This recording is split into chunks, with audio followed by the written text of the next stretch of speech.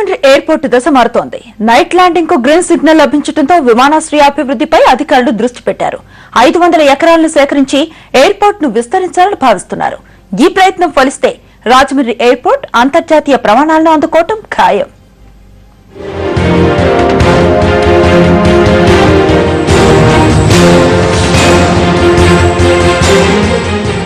నవ్యాంధ్రలో విమానాశ్రయాల అభివృద్ధి శరవేగంగా సాగుతోంది. దీనికి నిదర్శనమే రాజమండ్రి ఎయిర్పోర్ట్. 50 కోట్ల రూపాయల వ్యయంతో అంతర్జాతీయ ప్రమాణాలతో ఇక్కడ కొత్త టెర్మినల్ నిర్మాణం పూర్తి కావడంతో మరిన్ని సర్వీసులు అందుబాటులోకి రాబోతున్నాయి. ఇప్పటిదాకా హైదరాబాద్ వరకే పరిమితమైన సర్వీసులు ఇక బెంగళూరు, చెన్నైలకు రాకపోకలు సాగించనున్నాయి. జెట్ ఎయిర్వేస్, స్పైస్ జెట్ సంస్థలు 2 AC చొప్పున సర్వీసులు నడిపేందుకు అంగీకరించాయి. విజయవాడ మీదుగా సాగే బెంగళూరు, చెన్నై సర్వీసుల్ని జనవరి మొదటి వారం నుంచి అందుబాటులోకి తీసుకొచ్చేందుకు అధికారులు ప్రయత్నిస్తున్నారు. దీనిపై ప్రయాణికులు సంతృప్తి వ్యక్తం చేస్తున్నారు. ఆంధ్రప్రదేశ్ డెవలప్మెంట్ జరుగుతున్న దిశలో ఉన్న ఈ టైంలో మా రాజమండ్రిలో కూడా ఒక మంచి అధునాతనంగా ఎయిర్పోర్ట్ ని మార్పు చేయడం జరిగింది. చాలా బాగుంది. రేపు రాబోయే పుష్కరాలను కూడా ఉద్దేశంలో పెట్టుకొని ఇంకా బాగా డెవలప్ చేయాలని ఎయిర్పోర్ట్ ని బాగా డెవలప్ చేస్తూ, ఎయిర్పోర్ట్ అంతా డెవలప్ అయింది కాబట్టి దానికి ఇంకా మంచిగా కనెక్టివిటీ ఫ్లైట్స్ ని ఇప్పటి నుంచే స్టార్ట్ చేస్తే నెక్స్ట్ ఇయర్ వచ్చేటప్పటికి అవన్నీ మంచిగా రన్నింగ్ లోకి వచ్చి పుష్కరాలకు వచ్చే వాళ్ళు చాలా మంది బయట స్టేట్స్ నుంచి కూడా వస్తారు కాబట్టి అందరూ ట్రైన్ లో రావచ్చు, రాకపోవచ్చు. అలాంటి వాళ్ళందరికీ కూడా ఫ్లైట్ అవకాశం ఉంది.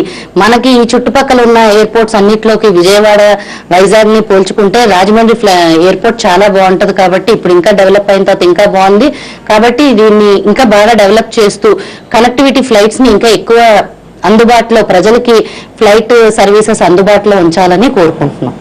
ఎయిర్పోర్ట్ పూర్తిగా డెవలప్ చేస్తూ అలాగే నైట్ ల్యాండింగ్ గా ఇస్తూ ఇక్కడి నుంచి తిరుపతి గేటి, బొంబాయి గేటి అన్ని సెంటర్లకి కూడా జాతీయంగా చేయాలని చెప్పి మా కోరికండి. రాజధాని పెట్టినా, వైజాగ్ పెట్టినా మెయిన్ సెంటర్లో ఉంది.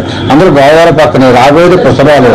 రాను కాలంలో చాలా మంది బాగుంటుంది కాబట్టి దాన్ని దృష్టి సారించి ఎక్కడో చేసిపోయి ముందు రాజమండ్రి అభివృద్ధి చేస్తే చుట్టుపక్కల అభివృద్ధి జరిగినట్టే ప్రజలు భావిస్తారు కాబట్టి ముందు ప్రత్యేకంగా దీన్ని నైట్ ఎక్కువ ల్యాండింగ్ అవుతుంటే దాన్ని బట్టే మొత్తం ప్రతిది కూడా డెవలప్ అవుతుందని చెప్పి మా కోరిక అండి.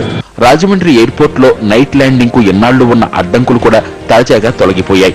లక్ష్మీ నరసింహస్వామి ఆలయం కొండపై సిగ్నల్ లైట్ ఏర్పాటుకు దేవాదాయ శాఖ కమిషనర్ అనుమతించారు. దీంతో ఎయిర్పోర్టు విస్తరణపై అధికారులు దృష్టి పెట్టారు. భూముల కొనుగోలుకు రన్వేను 5,000 మీటర్లకు విస్తరించడానికి 250 కోట్లు ఖర్చు పెట్టబోతున్నారు.